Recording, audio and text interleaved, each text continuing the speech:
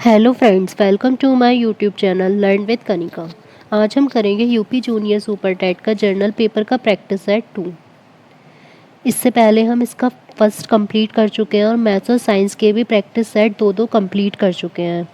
इसमें हम करेंगे यूथ कंपटीशन टाइम्स का प्रैक्टिस सेट, जिसमें हमारे 50 क्वेश्चंस होंगे, जिसमें हमारे करंट अफेयर, जर्नल साइंस और जीके जीएस के क्वेश्चंस होंगे और रीजनिंग के।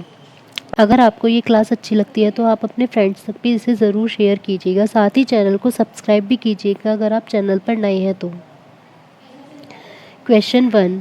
भारतीय गणितज्ञ जिन्हें हाल में ही गणित का प्रतिष्ठित माइकल एवं शीला हेल्ड पुरस्कार 2021 का विजेता घोषित किया गया है। बताने हैं कि इंडियन मैथमेटिशियन कौन से हैं जिन्हें माइकल एंड मीला हेल्ड पुरस्कार मिला है 2021 का। निखिल श्रीवास्तव, मंजुल भार्गव, अक्षय वेंकटेश या प्रोफेसर मरियम मिर्जा खानी। तो इनमें से जो मिला है, और हमें ये जो पुरस्कार मिला है वो एक साथ 3 लोगों को मिला है, लेकिन इसमें पूछा गया है केवल इंडियन वाले। तो जो इंडियन मैथमेटिशियंस हैं जिन्हें मिला है वो है निखिल श्रीवास्तव। इनके साथ 2 लोगों को और मिला है, तो वो कौन कौन है? एक तो एडम मार्क्स और दूसरे हैं एलान स्पीलमैन। तो इन तीनों को एक साथ ये पुरस्कार दिया गया है।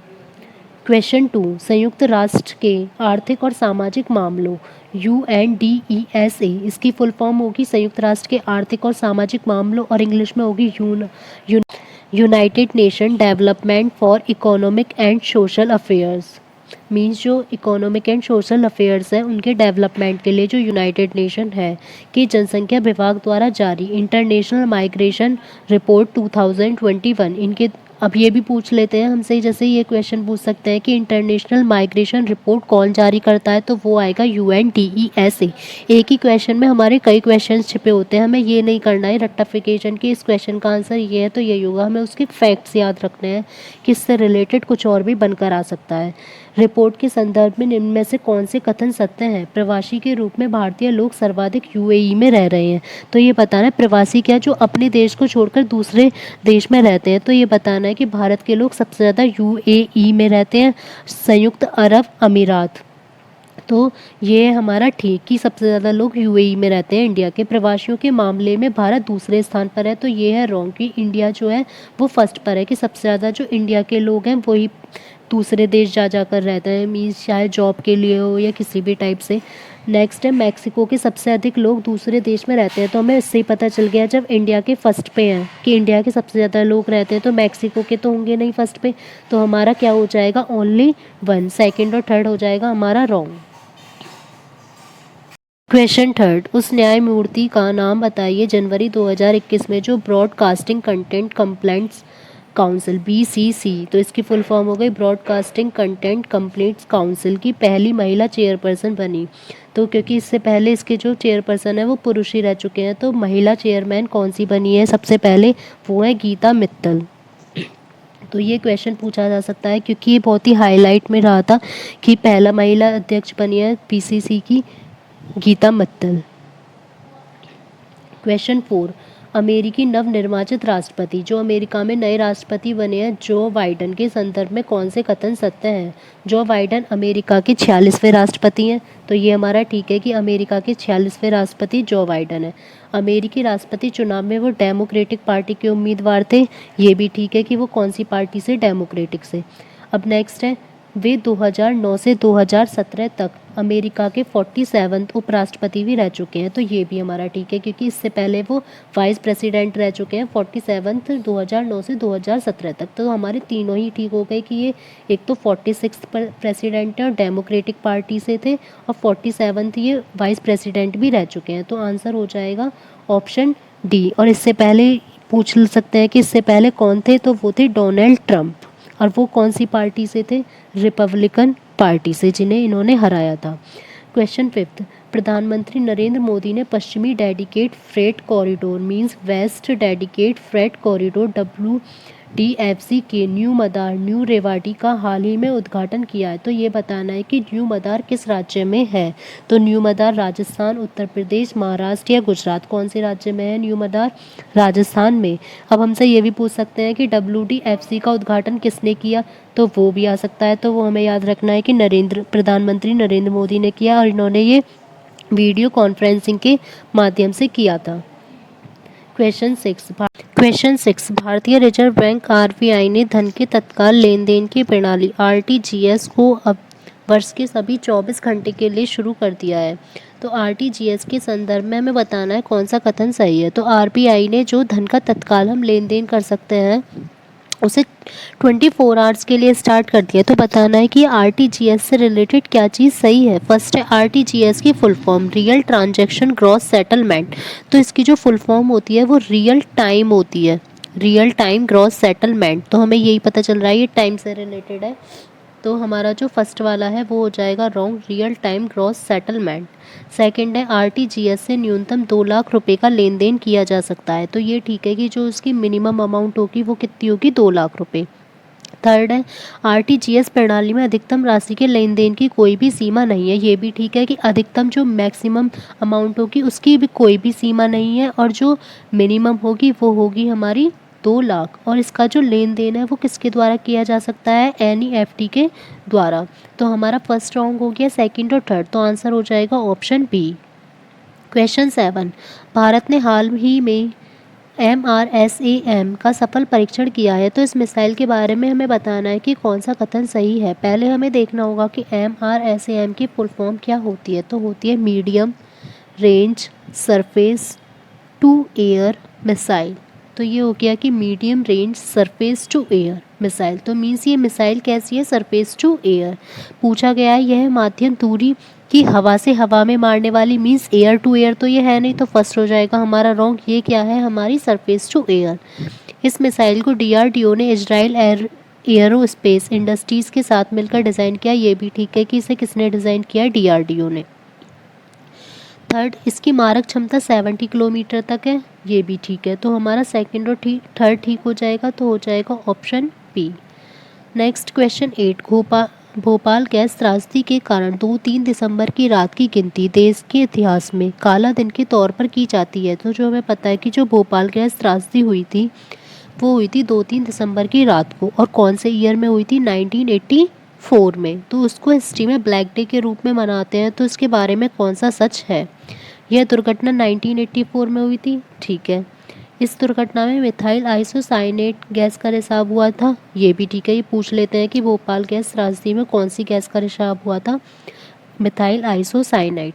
यह दुर्घटना यूनियन कार्बाइड कॉरपोरेशन कारखाने में हुई थी। ये भी ठीक है। और ये जो यूनियन कार्बाइड कॉरपोरेशन कारखाना है ये कहाँ का है, यूएसए का।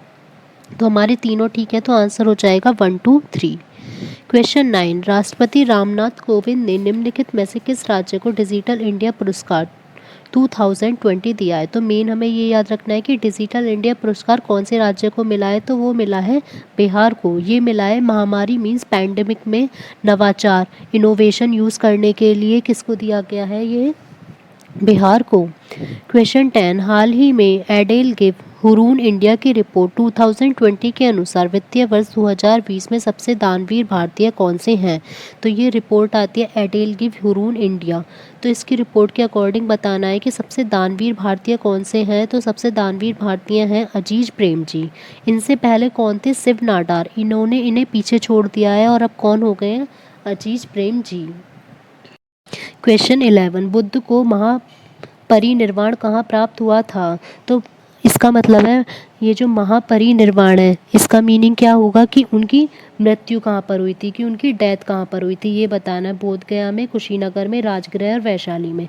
तो जो गौतम बुद्ध की डेथ हुई थी वो कहाँ पर हुई थी, कुशीनगर में। महात्मा बुद्ध की जो ये गौतम बुद्ध की क्वेश्चन है ये बहुत ही ज़्यादा पूछे जाते हैं कि इनका जन्म कहाँ हुआ था, हर चीज़ से रिलेटेड। तो मैं एक बार इनकी सबकी जगह बता देती हूँ कि इनका जन्म कहाँ पर हुआ था, लुम्बिनी में।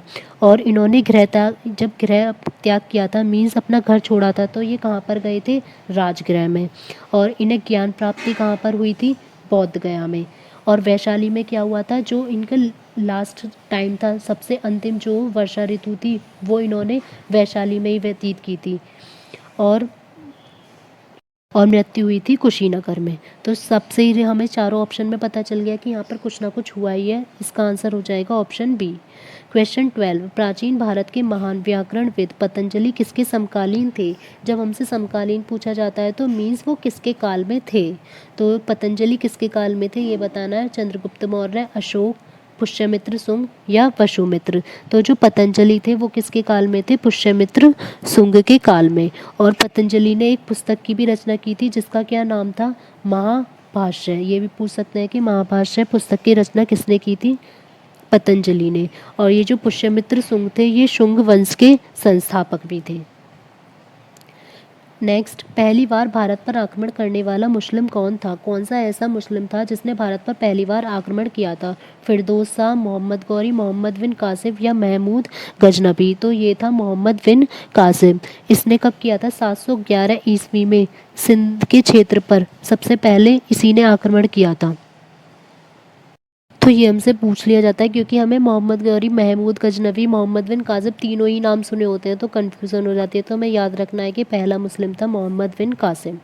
नेक्स्ट, किस सिख गुरु ने आदि काल संकलित किया? तो आदि ग्रंथ किसने लिखा था ये बताना है। किस सिख गुरु ने? गुरु अंगद, गुरु रामदास, गुरु अर्जुन देव या गुरु हर राय। तो ये लिखा था गुरु अर्जुन देव ने। ये कौन से नंबर के थे सिख के गुरु? 5th। इन्होंने आदि ग्रंथ लिखा था और इन्होंने क्या किया था? जो अमृतसर नगर था उसका जो पूरा निर्माण है वो गुरु अर्जुन देव ने ही पूरा कराया था। नेक्स्ट, इनमें से किसने भूमि नामांकन की व्यवस्था शुरू की थी? मीन्स भूमि को नापने की व्यवस्था किसने शुरू की थी? बहादुर शाह ने, शेरशाह ने, शाहजहां ने या अकबर ने? तो ये शुरू की थी शेरशाह ने। अब शेरशाह जो था वो शूर वंश का संस्थापक भी था। इसने सबसे पहले जो भूमि नापने के लिए किसका यूज़ किया था? सिकंदरी गज का सिकंदरी गज का यूज़ किया था जिसमें जो क्या होता था, जो कितने अंक का होता था? 32 अंक का। और तथा इसने सन की डंडी जो होती है उसका भी यूज़ किया था, सन की डंडी का और सिकंदरी गज का जिसमें 32 अंक थे। नेक्स्ट, किस वर्ष में ईस्ट इंडिया कंपनी ने रणजीत सिंह के साथ अमृतसर की पहली संधि पर हस्ताक्षर किए थे? बताना है कि जो ईस्ट इंडिया कंपनी थी उसने रणजीत सिंह के साथ अमृतसर की पहली संधि पर कब हस्ताक्षर किए थे? तो वो किए थे 1809 में, मतलब 1809 में। ये जो अमृतसर की संधि है ये किन किन के बीच में हुई थी? रणजीत सिंह और ईस्ट इंडिया कंपनी के बीच में हुई थी और इस पर साइन हुए थे 1809 में। और ये भी पूछ सकते हैं उस टाइम पर जो इंडिया का गवर्नर जनरल था वो कौन था? वो था Lord Minto first. Lord Minto first उस टाइम पर इसका वहाँ का गवर्नर जनरल था। क्वेश्चन 17, निम्नलिखित में से कौन सी प्रणाली भारत में ब्रिटिश शासन के दौरान भूमि राजस्व प्रणाली से संबंधित नहीं थी? तो जब ब्रिटिश गवर्नमेंट थी तो भूमि राजस्व प्रणाली से संबंधित जो है तीन टाइप की भू पद्धति होती थी। तो जमींदारी, इसमें बताना है कि कौन सी नहीं थी। तो एक तो जमींदारी या स्थायी बंदोबस्त जिसे बोल सकते हैं ये थी, माहलवाड़ी भी थी और रियतवाड़ी भी थी। अब इनके ईयर क्या हैं? जो जमींदारी थी वो थी 1793 में आई थी और माहलवाड़ी जो है वो 1822 में और सबसे पहले आई थी रियतवाड़ी 1792 में। लेकिन दस्तक जो है वो किसी भी टाइप की भूमि राजस्व प्रणाली नहीं थी। तो इसमें यही पूछा गया कौन सी नहीं थी, तो आंसर हो जाएगा ऑप्शन सी, दस्तक। क्वेश्चन 18, ब्रह्म समाज की स्थापना किसने की थी? ये भी बहुत पूछा जाता है, या ईयर पूछ लेते हैं या किसने की थी। तो ब्रह्म समाज की स्थापना किसने की थी? हमें पता है कि राजा राम मोहन राय ने। और कब की थी? 1828 में।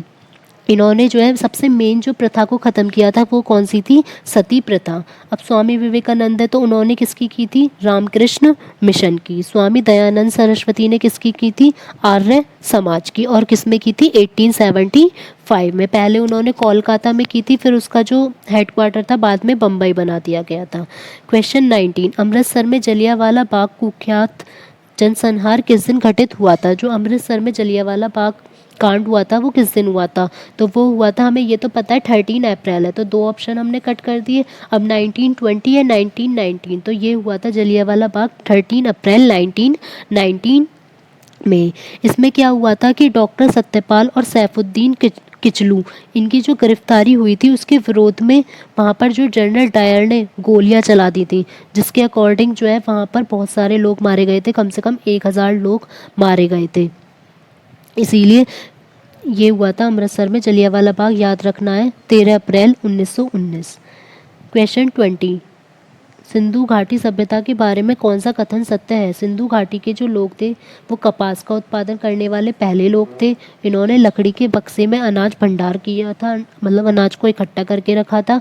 या सिंधु घाटी सभ्यता पंजाब, सिंध, बलूचिस्तान, गुजरात, राजस्थान और पश्चिम बंगाल के कुछ हिस्सों को कवर करती है। सिंधु घाटी कुत्तों, बिल्लियों और घोड़ों को बड़े पैमाने पर पालते थे। तो जो सबसे इसमें मेन पॉइंट है इसके बारे में वो कौन सा है? फर्स्ट वाला, कि सिंधु घाटी के जो लोग थे उन्होंने ही सबसे पहले कपास का उत्पादन किया था। कपास जो है वो, कपास की जो खेती है वो भारत में एक बहुत ही बड़ी मात्रा में की जाती है। और ये भी पूछ लेते हैं ज्योग्राफी से निकाल के कि कपास को वाइट गोल्ड भी बोला जाता है। और कपास की जो खेती होती है वो किस मिट्टी में होती है? ब्लैक सॉइल, काली मिट्टी में। सिंधु घाटी की जो सभ्यता थी वो एक नगरीय सभ्यता थी और उनके लिए जो सबसे मेन था वो यही था, कपास का उत्पादन। क्वेश्चन 21, कर्क रेखा निम्नलिखित में से किन राज्यों से गुजरती है?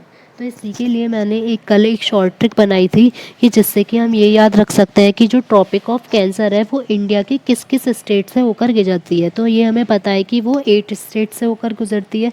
अब उसकी शॉर्ट ट्रिक की वीडियो आप आई बटन पर क्लिक करके ज़रूर विजिट कर सकते हैं। यहाँ पर भी मैं आपको एक बार बता देती हूँ कि हमें कैसे लर्न रखना है मगर, मच्छ, झपटा, इससे हमें याद रखना है। बस उसमें यह है आपको लिखा हुआ मिल जाएगा तो आप वहाँ से लर्न भी कर सकते हैं। तो हमें कैसे याद रखना है? मैं से हो जाएगा मध्य प्रदेश, कैसे गुजरात, रे से राजस्थान, मैं से मच्छ से याद करेंगे मिजोरम, छत्तीसगढ़, झारखंड, पश्चिम बंगाल और त्रिपुरा। अब इसमें देखना है कि किन किन से गुजरती है। तो गुजरात हमारा आ रहा है, इसमें झारखंड भी आ रहा है, लेकिन असम तो कहीं है ही नहीं, और मिजोरम है। तो कौन सा हो जाएगा? 1, 2, 4। इस ट्रिक से आप इजीली इनको ऐसे ही याद रख लेंगे कि कौन कौन से वो 8 स्टेट्स हैं। क्वेश्चन 22, वह कौन सा सर्वोच्च पर्वत शिखर है जो पूरी तरीके से भारत में स्थित है? हमें बताना है मीन्स कि भारत में जो सर्वोच्च पर्वत शिखर है वो कौन सा है? Kanchenjunga, Nanda Devi, K2, Godwin Austen भी इसका नेम होता है, या कोमेट। तो जो इंडिया की है वो कौन सी है जो पूरी तरीके से केवल इंडिया में है? तो वो है नंदा देवी। और ये नंदा देवी कहाँ पर पड़ती है? उत्तराखंड में, यूके में। और इसकी ऊंचाई कितनी है? 7817 मीटर। वैसे अगर हमसे ये नहीं पूछा जाता कि पूरी तरीके से भारत में है तो वो कंचनजंगा हो जाती, लेकिन इसमें पूछा गया केवल पूरी तरीके से वो भारत में होनी चाहिए। और जो कंचनजंगा है वो वर्ल्ड में 3rd नंबर पर है, हाईएस्ट में। क्वेश्चन 23, निम्नलिखित में से कौन सी नदी यमुना से नहीं मिलती है? कि मीन्स जो यमुना में जाकर नहीं मिलती है, केन, सोन, बेतवा या फिर चंबल। तो इसमें कौन सी नदी ऐसी है? सोन। सोन ये किस में मिलती है? गंगा में जाकर मिलती है, ना कि यमुना में। और केन, बेतवा और चंबल जो है वो यमुना में जाकर मिलती है। तो आंसर हो जाएगा ऑप्शन बी। क्वेश्चन 24, पश्चिमी विक्षोभ जिस कारण उत्तर पश्चिम भारत में बारिश होती है, मीन्स जो वेस्ट की साइड जो विक्षोभ होता है जिसकी वजह से हमारे नॉर्थ वेस्ट इस वाले एरिया में जो बारिश होती है उसका उत्पत्ति स्थल क्या है? काला सागर की वजह से, या कैस्पियन सागर, भूमध्य सागर या फिर अरल सागर। तो हमसे पूछा गया है कि ये पश्चिमी विक्षोभ वाला, तो इसका आंसर हो जाएगा हमारा भूमध्य सागर। ये किसकी वजह से होती है? जो मेडिटेरियन सी होता है उसकी वजह से। अब ये जो भूमध्य सागर में जो तूफानी हवाएं उठती है उसी को हम बोलते हैं पश्चिमी विक्षोभ। और इसकी वजह से जो बारिश होती है वो कब होती है? हमारे शीत ऋतु में, मीन्स विंटर सीजन में, जो रवि की फसल के लिए बहुत ही ज़्यादा उपयोगी होती है, क्योंकि रवि की फसल विंटर में होती है इस वजह से। क्वेश्चन 25, पर्यावरणीय खेती मीन्स इको फार्मिंग को क्या नाम से जाना जाता है? शुष्क खेती या फिर ड्राई फार्मिंग, संविदा खेती या कॉन्ट्रैक्ट फार्मिंग, झूम खेती या झूम फार्मिंग, या जैविक खेती या ऑर्गेनिक फार्मिंग। अब हमें ये पता चल गया कि इको फार्मिंग है तो किससे रिलेटेड होगी? हमेशा ऑर्गेनिक फार्मिंग से। तो इसका आंसर हो जाएगा ऑप्शन डी, जैविक फार्मिंग। क्वेश्चन 26, निम्नलिखित में से कौन सा स्थान स्टील निर्माण से संबंधित है, कि स्टील निर्माण के लिए कौन सा स्थान है? जमशेदपुर झारखंड, बर्नपुर पश्चिम बंगाल, झरिया झारखंड या दुर्गापुर पश्चिम बंगाल। तो जो स्टील निर्माण के लिए है वो है झरिया झारखंड। कि ये मेनली जो है, एक तो इसमें क्या सबसे ज़्यादा पाया जाता है? कोयला सबसे ज़्यादा पाया जाता है और स्टील, दोनों ही चीज़ मेन ये है। हमें झारखंड तो पता होगा लेकिन उसका एरिया भी पता होना चाहिए कि कौन सा है, झरिया। क्वेश्चन 27, भारतीय संविधान को क्या माना गया? संघीय, एकात्मक, संसदीय या रूप विधान में संघीय और भावना में एकात्मक।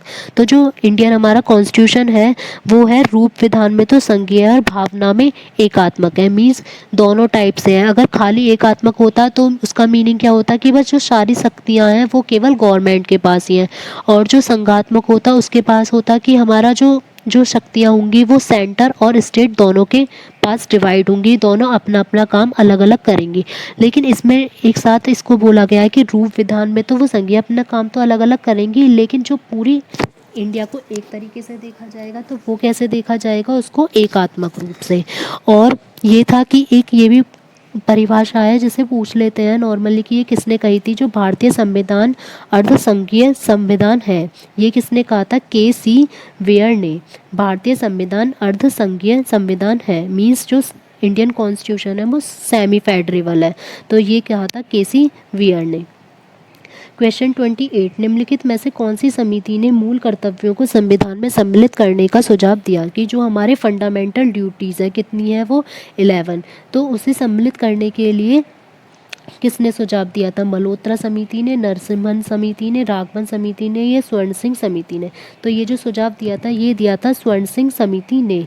और इसको सम्मिलित करने का सुझाव कौन से वर्ष में दिया गया था? 1976 में। और जो 42 कॉन्स्टिट्यूशन अमेंडमेंट था वो 42 जो हमारा कॉन्स्टिट्यूशन अमेंडमेंट है उसको मिनी कॉन्स्टिट्यूशन भी बोलते हैं, क्योंकि इसमें सबसे ज़्यादा संशोधन हमारे किए गए हैं। और मूल कर्तव्यों का जो आर्टिकल है वो कौन सा है वो भी याद रखना है, 51A। और पार्ट कौन सा है? 4। क्वेश्चन 29, भारतीय संविधान के किस अनुच्छेद के तहत उपराष्ट्रपति का चुनाव होता है? उपराष्ट्रपति का हमसे आर्टिकल पूछा गया कि किसके तहत चुनाव होता है, 54, 63, 66 या 74। तो जो राष्ट्रपति उपराष्ट्रपति से रिलेटेड होते हैं वो 63 भी इससे रिलेटेड है और 66 भी रिलेटेड है, लेकिन इसमें पूछा गया इसका चुनाव किससे संबंधित है, वो है अनुच्छेद 66 से। 63 के अकॉर्डिंग क्या है कि भारत का एक उपराष्ट्रपति होगा, सिर्फ इसमें इतना बताया गया, लेकिन जो उसके चुनाव की प्रक्रिया वगैरह बताई गई है वो बताई गई है अनुच्छेद 66 में। और जो उपराष्ट्रपति होता है, जो राज्यसभा का पदेन सभापति भी उपराष्ट्रपति को ही कहा जाता है। और इस टाइम कौन है हमारे वाइस प्रेसिडेंट? श्री वेंकैया नायडू। और ये किस नंबर के हैं? 13th नंबर के उपराष्ट्रपति हैं।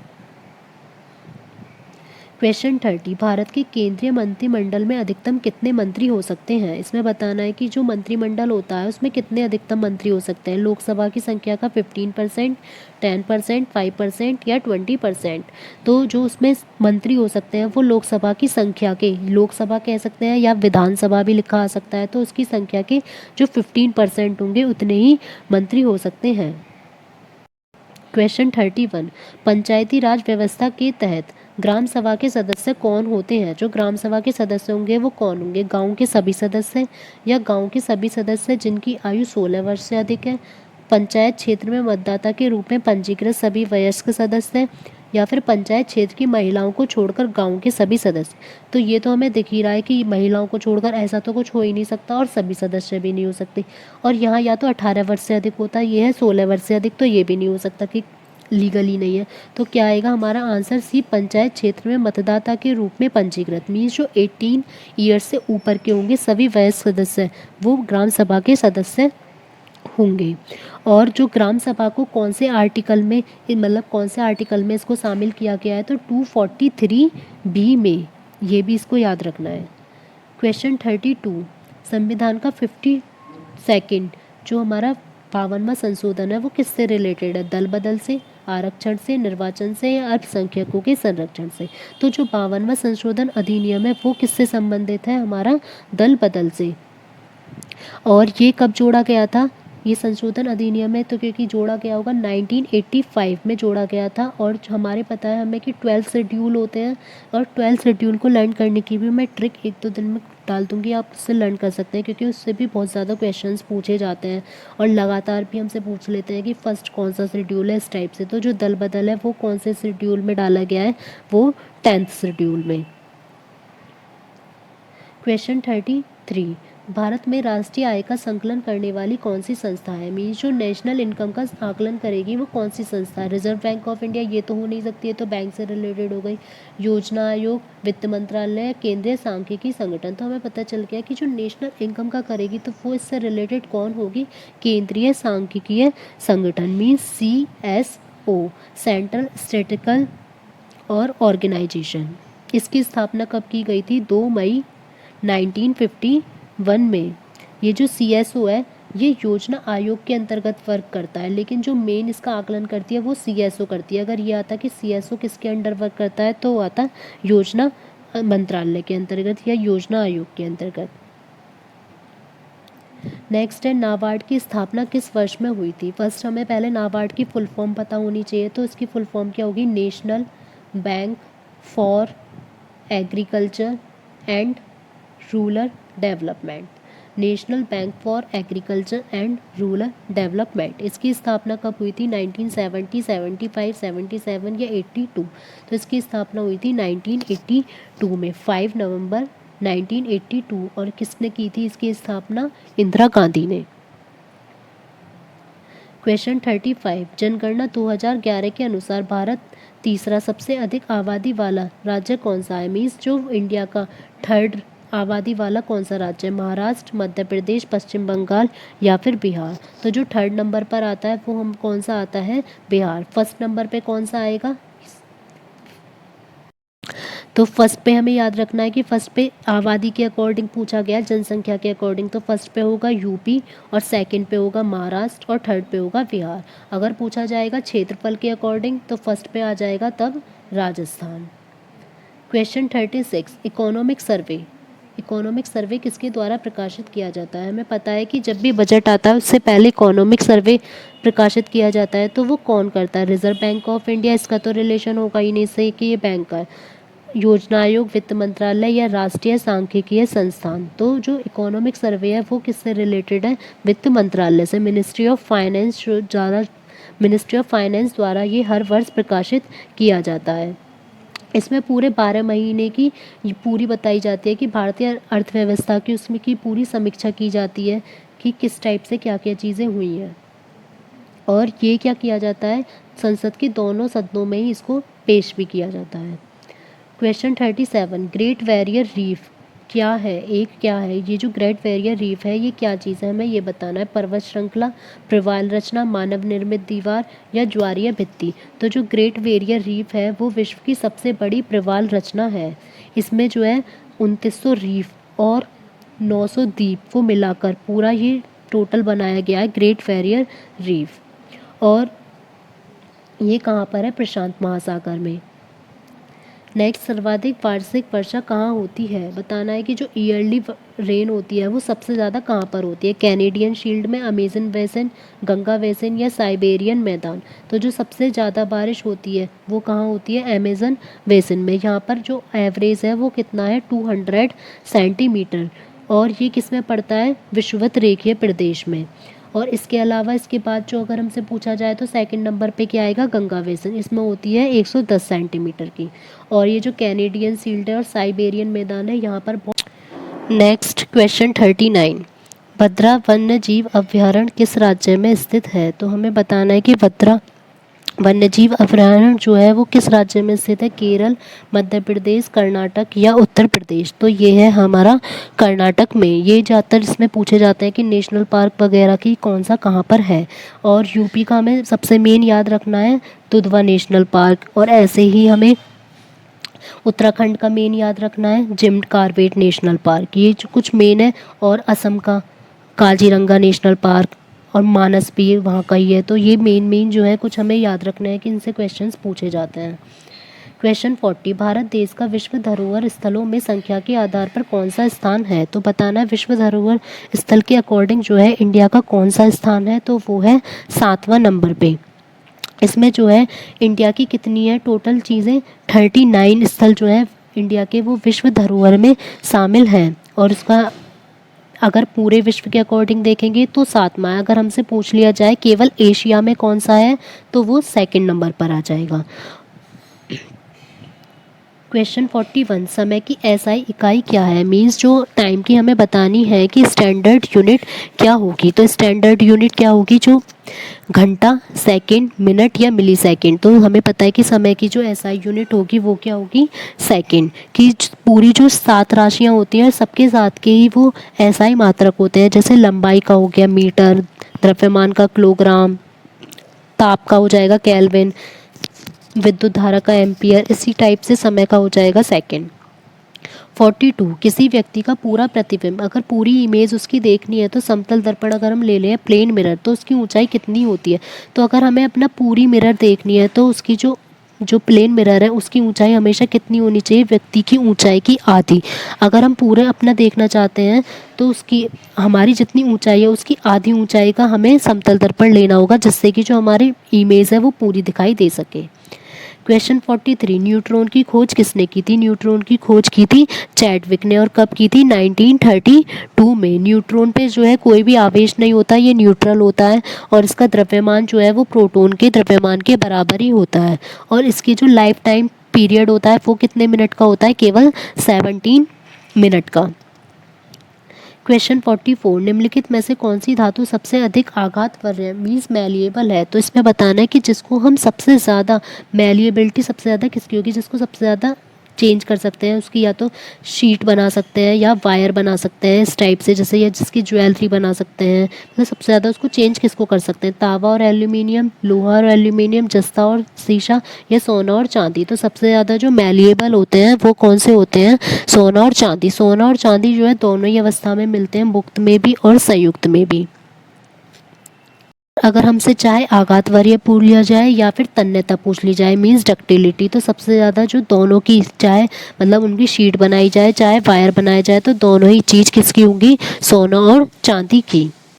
क्वेश्चन 45, एंटोमोलॉजी का संबंध किससे? एंटोमोलॉजी बतानी है हमें किसका अध्ययन है? वनस्पति का, प्राणी का, कीट का या रसायन का? तो जो एंटोमोलॉजी होता है वो कीटों का अध्ययन कहा जाता है।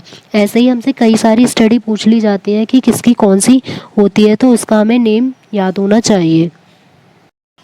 नेक्स्ट है 46, विटामिन सी का रासायनिक नेम क्या है? विटामिन सी का केमिकल नेम क्या होता है? Ascorbic acid. तो ये हमें याद रखना है कि विटामिन सी का नाम क्या होगा? Ascorbic acid. और इसकी कमी से कौन सा रोग होता है? स्कर्वी। और यह रोग जो है बड़ों को या फिर बच्चों को, दोनों को ही, किसी को भी हो सकता है। नेक्स्ट क्वेश्चन, वह विकल्प चुने जिसका तीसरे शब्द के साथ ठीक वैसा ही संबंध है जैसा कि दूसरे शब्द का पहले शब्द के साथ है। मीन्स अगर किचन में प्रशीतक मीन्स रेफ्रिजरेटर, अगर किचन में फ्रीज होती है तो स्नानघर मीन्स बाथरूम में क्या होगा? टेलीविज़न तो होगा नहीं, माइक्रोवेव ओवन भी नहीं होगा, ये किचन से रिलेटेड है ना, सिलाई मशीन होगा। तो बाथरूम में क्या होगा? उष्ण जल स्रोत मीन्स गीजर। क्वेश्चन 48, यदि एक कूट भाषा में माइंड को IMDN लिखा गया तो गेम को क्या लिखा जाएगा? तो पहले हम देखते हैं कि माइंड को किस टाइप से बनाया गया है। IMDN। तो देखें तो इनमें दो दो लेटर्स को आपस में क्रॉस कर दिया गया है, M को इधर, I को इधर, N को इधर, D को इधर। तो ऐसे ही हमें सेम GAME गेम को क्रॉस कर देना, यहाँ आ जाएगा A। तो A अगर हम अब पूरा भी नहीं करके देखेंगे ना तो सारे ऑप्शंस एलिमिनेट होके डायरेक्ट आ जाएगा आंसर ऑप्शन C। वैसे करके देख लेते हैं, G फिर यहाँ M आ जाएगा, फिर यहाँ आ जाएगा E। तो AGEM आंसर C। क्वेश्चन 49, अप्रैल महीने का पहला दिन बुधवार है। अप्रैल मंथ का अगर पहला जो फर्स्ट डे है वो क्या है?